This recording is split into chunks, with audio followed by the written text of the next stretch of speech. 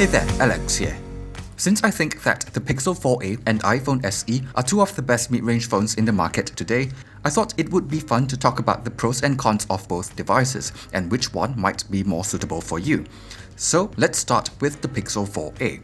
At just 499 Singapore dollars, it's quite a bit cheaper than the 128GB iPhone SE at 719 Singapore dollars. Even though the difference isn't really as big for prices in the US, Google chose not to mark up their devices this time round, so if you want the cheaper phone, this is it.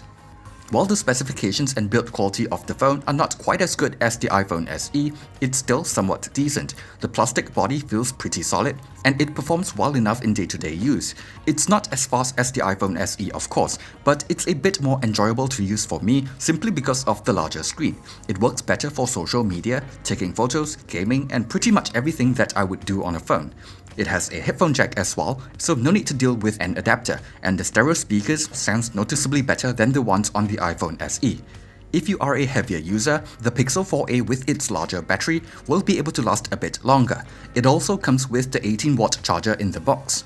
In terms of software, Android is a more customizable and less restrictive OS, so you can set your own default apps, change the launcher, icons, and whatnot.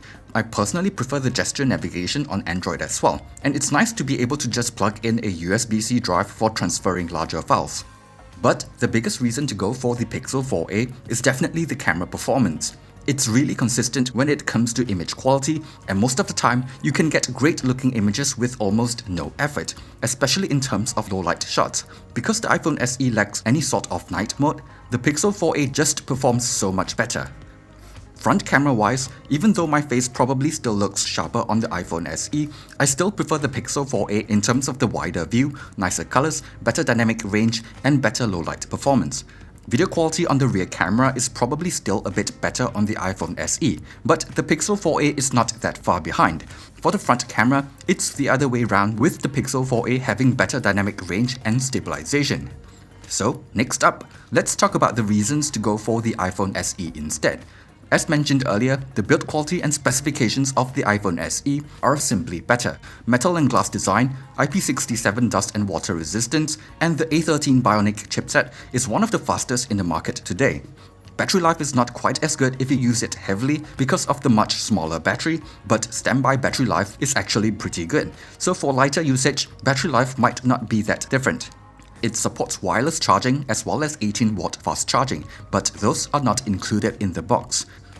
In terms of software, iOS is generally simpler and cleaner looking, and tends to have slightly better quality apps.